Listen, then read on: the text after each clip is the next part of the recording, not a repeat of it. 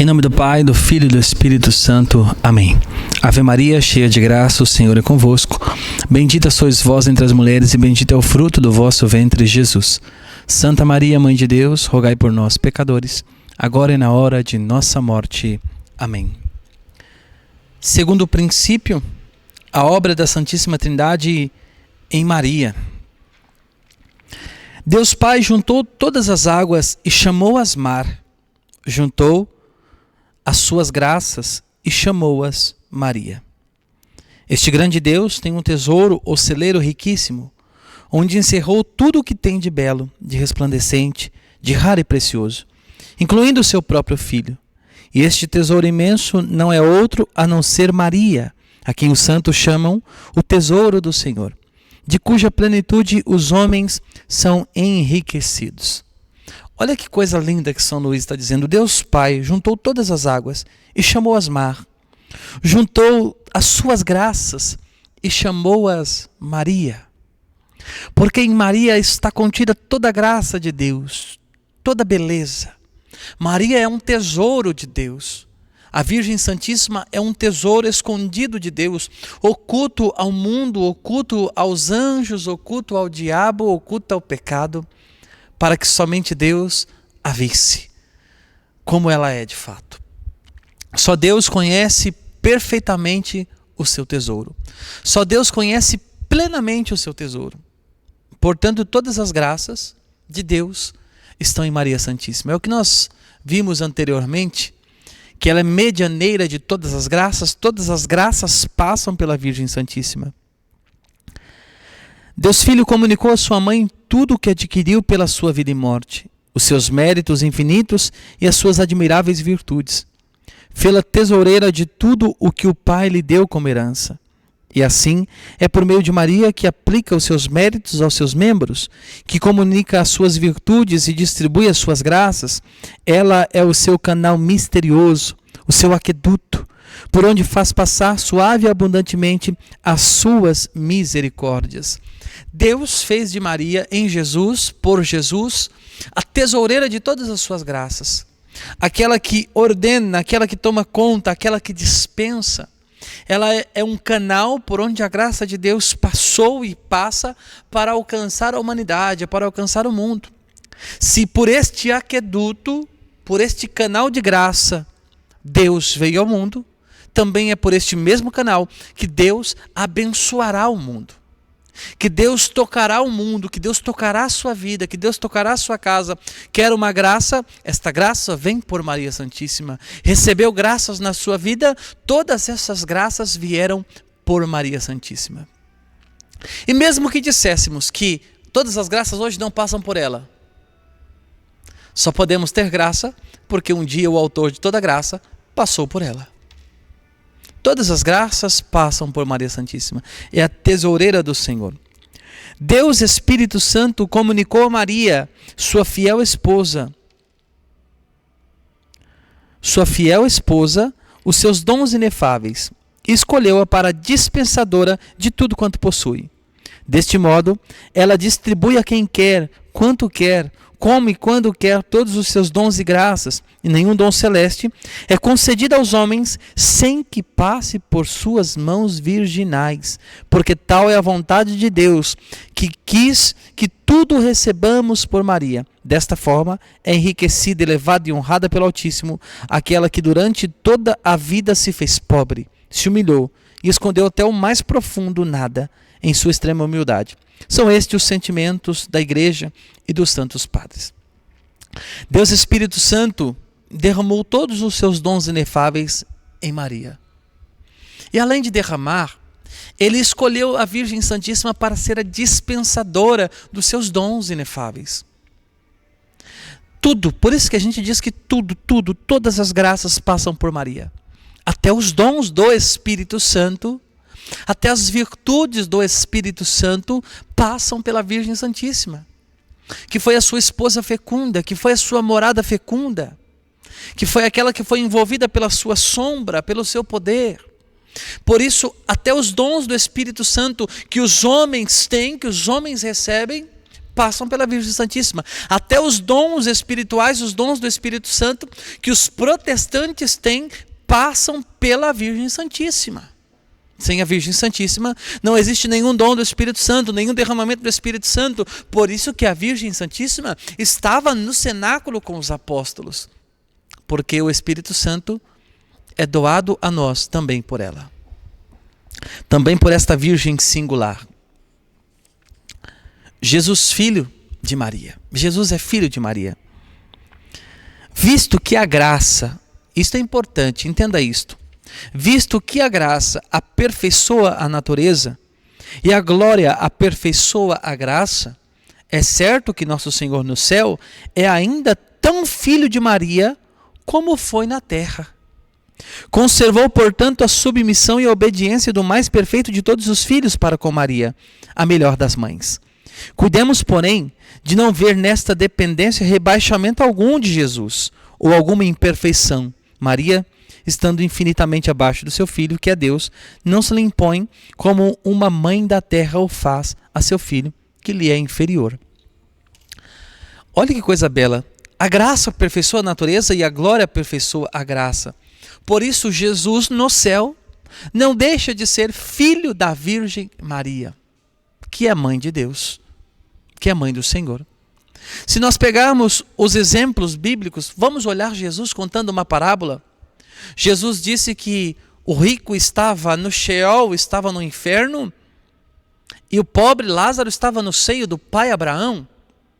E aí há um discurso, o rico pedindo, olha, permite que Lázaro molhe a ponta do dedo, pai Abraão, e toque aqui os meus lábios para dar uma refrescada.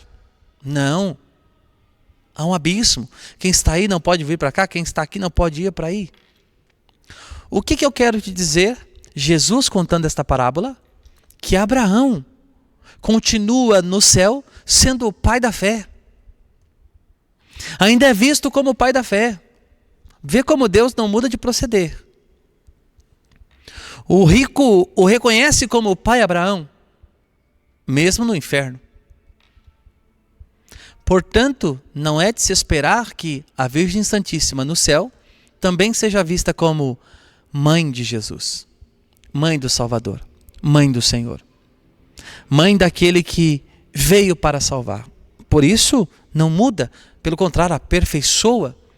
E Jesus, se mantendo submisso a Maria para abençoar seu povo, isso não é um rebaixamento de Jesus, falando, ela está sendo mais... Não, não é isto. Pelo contrário, Jesus está mostrando que Ele aperfeiçoa e renova todas as coisas, como nos diz o livro do Apocalipse. Por isso, Maria não pede, não quer e não faz nada que seja contrário à eterna e imutável vontade de Deus. Nossa Senhora, quando intercede, quando pede algo a Deus para nós e por nós, nunca pede algo que vai contra a vontade de Deus. Nossa Senhora nunca vai pedir algo a Deus para a tua vida que seja contrário à vontade de Deus, que seja contrário à vontade de Jesus. Tudo que Maria Santíssima pede é aquilo que está conforme a vontade de seu filho, porque ninguém melhor do que ela sabe qual é a vontade do seu filho. Sabe como fazer bem a vontade do seu filho Jesus, a vontade de Deus. Por isso, se você pede alguma coisa para o seu bel prazer, você pede alguma coisa para a sua elevação, é claro que Nossa Senhora não vai levar a Jesus. Agora, se você pede para a glória de Deus, para que você cresça em santidade, em graça da presença de Deus, para que seja uma cura, a obra que seja para o teu engrandecimento no Senhor, é claro que Maria Santíssima levará a Deus. Nossa Senhora, ela não resiste, ou melhor, Deus não resiste nunca à oração de sua dileta mãe, porque é sempre humilde e conforme a sua vontade. Deus nunca resiste à oração de Maria Santíssima. Olha que coisa linda, que coisa linda. Porque imagina, São Luís vai nos dizer assim, Moisés deteve tão poderosamente a cólera de Deus contra os israelitas pela força de sua oração, que este altíssimo e infinitamente misericordioso Senhor, não lhe podendo resistir, pediu-lhe que o deixasse encolerizar-se e castigar aquele povo rebelde. O que então não devemos pensar com muito mais razão da humilde oração de Maria, mais poderosa junto de Deus, que as preces e as intercessões de todos os anjos e santos do céu e da terra. Deus queria encolerizar-se com o povo que fez um bezerro de ouro.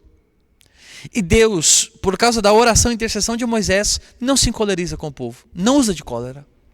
Mas Deus pede permissão para Moisés. Moisés, deixa-me encolerizar-se contra esse povo. Deus pede permissão para Moisés para encolerizar-se contra o povo. Olha como era poderosa a oração de Moisés. Se você pegar os exemplos de Moisés, o povo perdia a guerra e Moisés levantou os braços e o povo começou a ganhar a guerra. Moisés foi cansando porque já era de idade avançada, seus braços foram se abaixando, então o povo começou a perecer. Então vieram duas pessoas, colocaram uma pedra por detrás para Moisés se assentar e dois homens seguraram os braços de Moisés erguidos e o povo venceu a guerra. Olha a oração de Moisés como era poderosa. E Deus pede permissão. Deus não resistia à oração de Moisés, quanto mais da Virgem Santíssima. Porque Moisés pecou. Por isso que não entrou na terra prometida. Agora, quando olhamos para a Virgem Santíssima, não há erro, não há queda, não há mancha, não há pecado, não há desobediência, não há medo, não há dúvida. Por isso, Deus não resiste às preces de Maria Santíssima, muito mais do que todos os anjos e santos do céu e da terra juntos. É a oração de Nossa Senhora, é a intercessão de Nossa Senhora. Maria é rainha, é rainha. No céu, Maria impera aos anjos e aos bem-aventurados, como recompensa da sua profunda humildade. Deu-lhe Deus o poder e o encargo de encher de santos os tronos deixados vazios pela orgulhosa queda dos anjos apóstatas. Olha que belo encargo deu Deus a Nossa Senhora, a Virgem Santíssima, o encargo de povoar o céu, de encher o céu com pessoas que acreditam no poder de Deus, que vivem a graça de Deus, que se assemelham à Virgem Santíssima.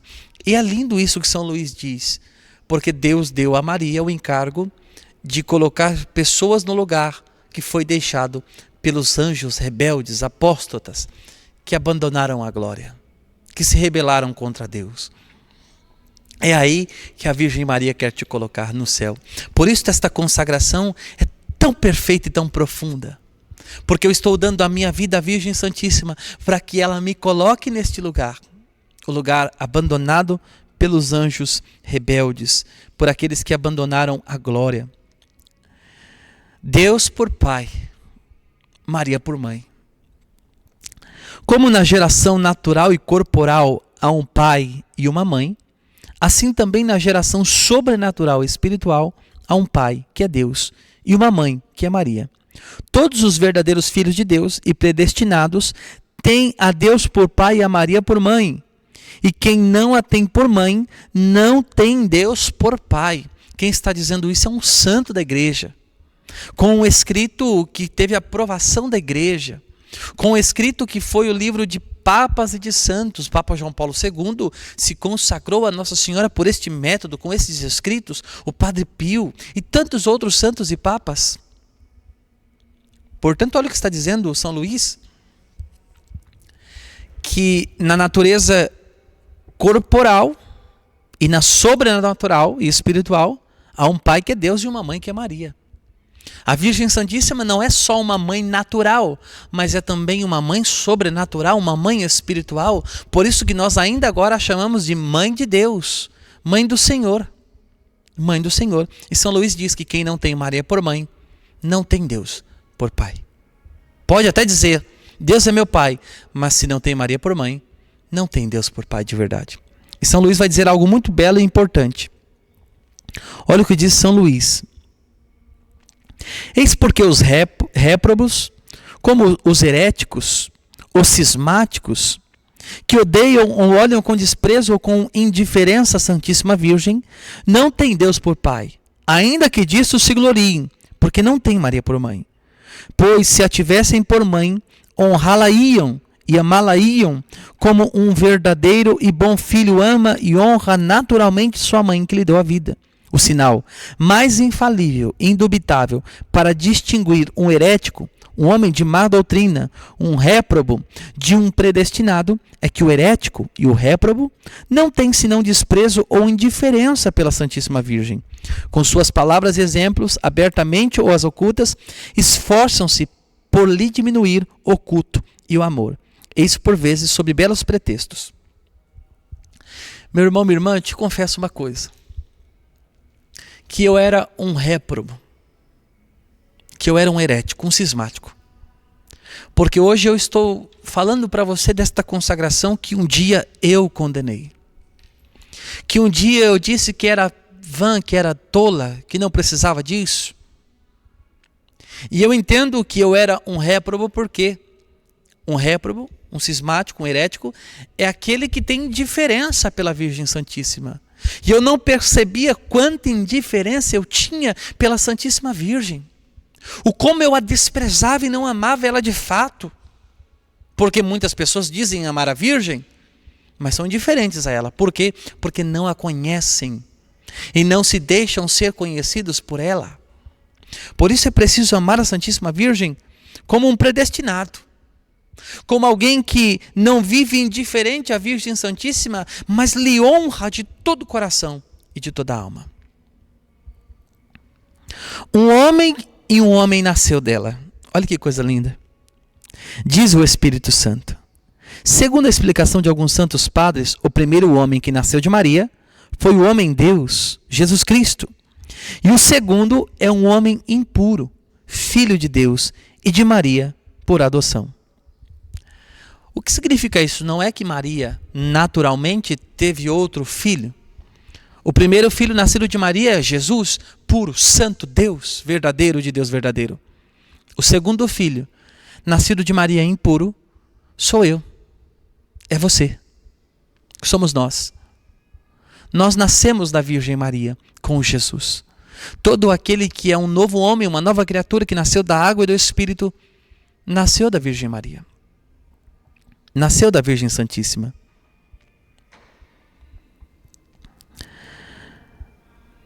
Todos os predestinados, todos.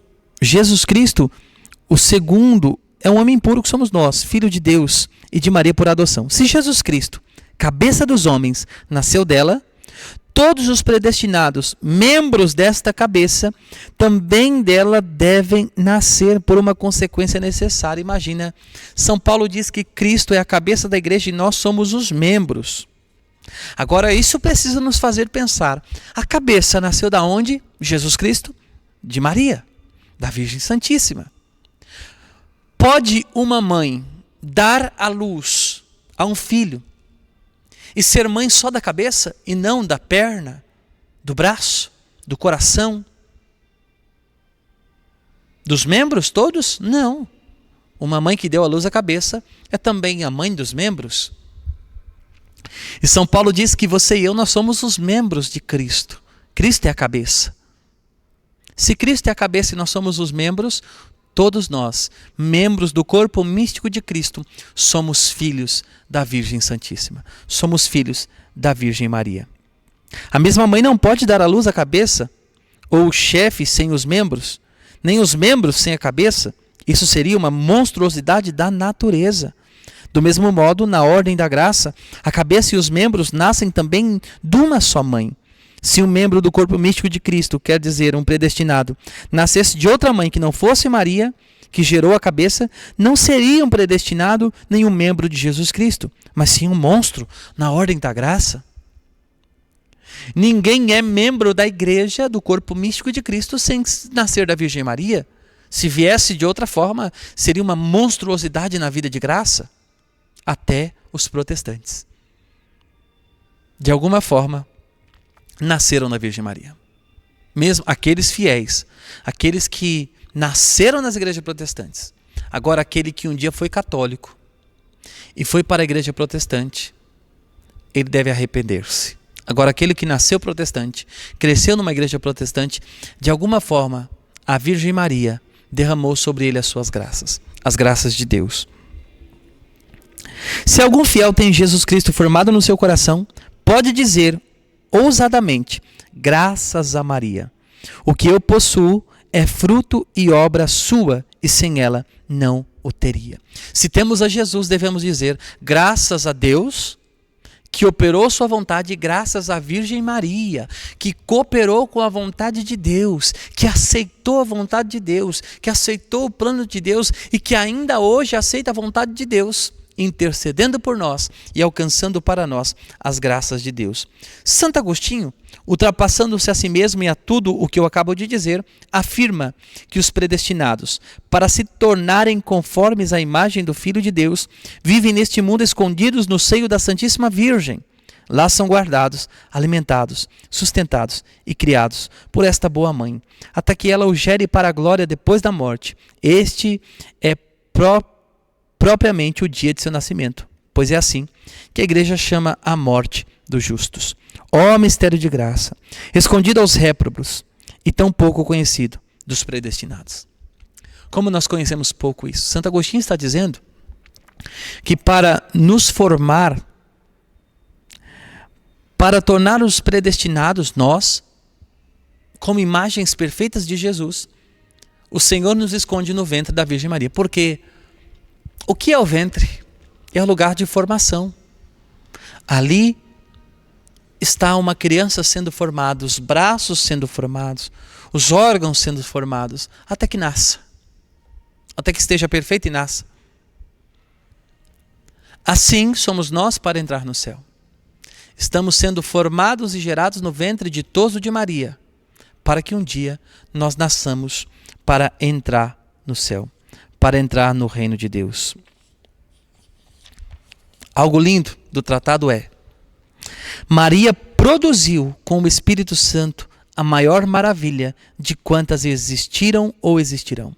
O homem-Deus produzirá ainda, consequentemente, as coisas mais admiráveis que hão de existir nos últimos tempos.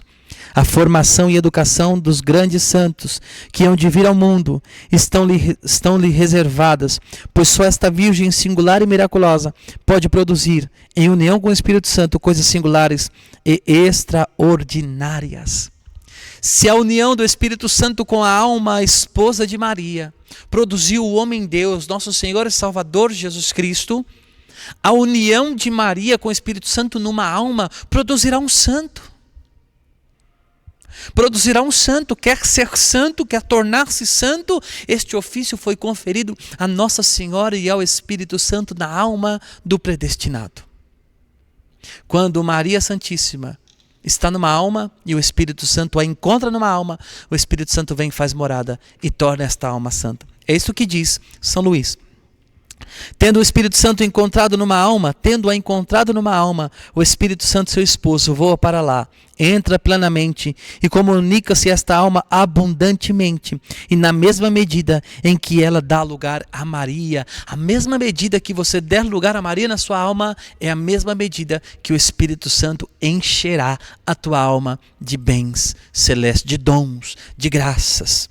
Uma das grandes razões por que o Espírito Santo não opera agora maravilhas retumbantes nas almas é que não encontra nelas uma união bastante íntima com sua fiel e indissolúvel esposa.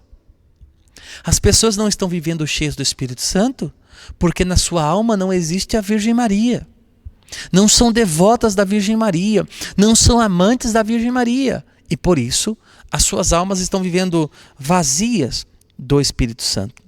Digo inseparável esposa, porque desde que este amor substancial do Pai e do Filho desposou Maria para produzir Jesus Cristo, cabeça dos eleitos, e Jesus Cristo nos eleitos, nunca mais a repudiou, porque ela foi sempre fiel e fecunda. O Espírito Santo um dia desposou a Virgem Santíssima e nunca mais se separou dela. Nunca mais a desposou. No Pentecostes, quando o Espírito Santo veio, ele já habitava nela, ele já morava nela, porque ele nunca se separou dela. Esta é a nossa fé. Quer ser cheio do Espírito Santo? Seja cheio da Virgem Maria.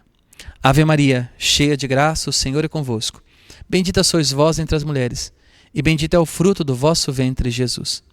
Santa Maria, Mãe de Deus, rogai por nós, pecadores, agora e na hora de nossa morte. Amém.